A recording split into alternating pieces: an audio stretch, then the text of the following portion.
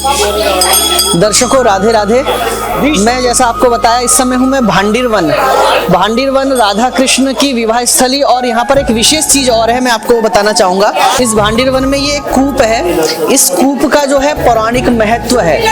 पुराणों में वर्णन आता है कि चतुर्दशावताराणाम लीलोद्भव स्वरूपिणे नाना द्रव्योद्भव स्थान नमो भांडीर संगिके। इस प्रकार का श्लोक आता है कि इस कुएं का आचमन आदि कर लेने से हमको भगवान के 14 अवतारों का दर्शन करने का पुण्य फल प्राप्त हो जाता है। और इस कुएं का महात्म यह है कि एक बार जब भगवान श्री कृष्ण की यहाँ पर लीला भांडीर वन में चल रही थी तो कंस के द्वारा समय समय पर कोई ना कोई राक्षस भगवान श्री कृष्ण को मारने के लिए भेजे जाते थे। तो उसी में एक वत्सासुर नाम का एक राक्षस आया जो बछड़े का रूप बनाकर भगवान की ही टोली में सम्मिलित हो गया, उन बछड़ों के ही बीच में सम्मिलित हो गया। भगवान ने उनको पहचाना और भगवान ने उस वत्सासुर का वध कर दिया। तो जब राधा रानी को पता चला तो राधा रानी नाराज भगवान से हो गई। राधा रानी कहने लगी कि तुमने गोवंश की हत्या करी है, और इसलिए भी नाराज हो गई क्योंकि राधा रानी के पिताजी का नाम है वृषभान। वृष का अर्थ ही होता है बैल अर्थात नंदी, गोवंश। तो इसलिए राधा रानी ने कहा कि तुमने मेरे पिताजी के सजातीय पशु का वध किया है, इसलिए मैं तुमसे नाराज हूं, तुम मुझसे बिल्कुल भी वार्ता मत करना।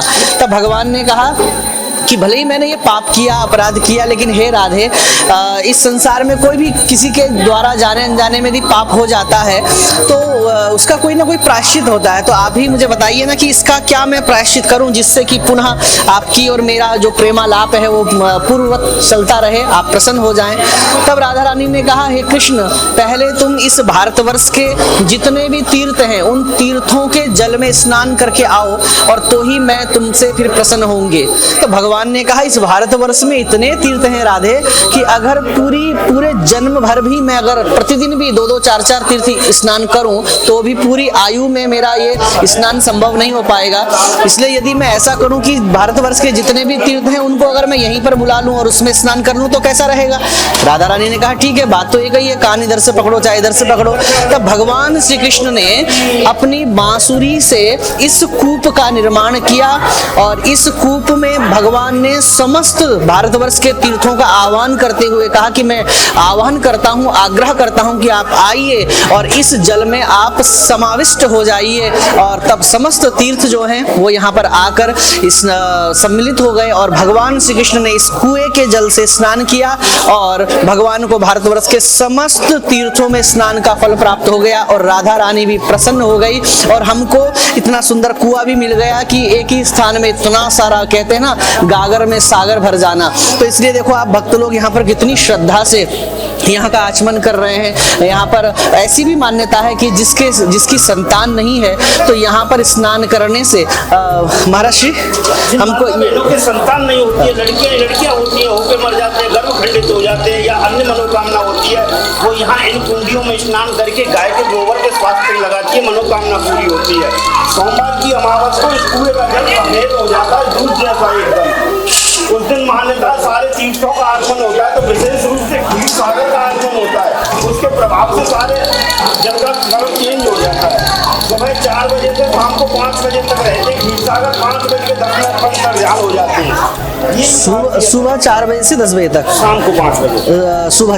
देखिए एक चीज, क्योंकि कुछ चीजें तो हमको जो वहाँ के स्थानीय जो लोग होते हैं, पूजनीय होते हैं, और उनके द्वारा ही पता चलता है। तो महाराज श्री ने बताया जो सोमवार की जो अमावस्या होती है, जिसको हम सोमवती अमावस्या कहते हैं, तो उस दिन जो है इस कुएं का जल बिल्कुल सफेद हो जाता है। सुबह 4 बजे से लेकर शाम को 5 बजे तक इसका जल पूरा सफेद रहता है। तो ऐसा भी कहा जाता है क्योंकि जो भगवान नारायण का जो क्षीर सागर है तो कैसा है, सफेद है। क्षीर का अर्थ ही होता है दूध, अर्थात दूध का जो सागर है, तो दूध की तरह इस कुएं का जल जो है बिल्कुल सफेद हो जाता है।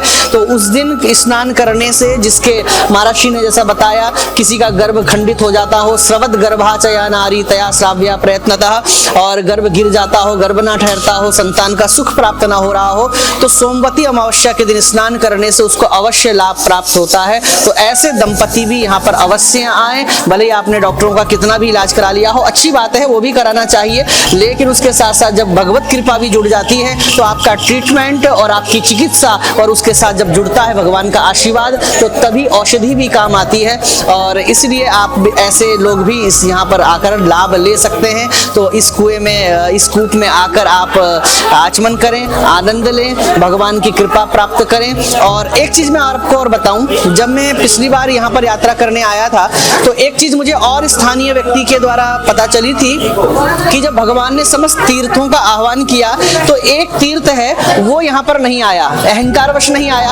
अलीगढ़ में एक तीर्थ है, वो अहंकारवश नहीं आया। तब भगवान ने कहा जाओ तुम में सुअर लौटेंगे।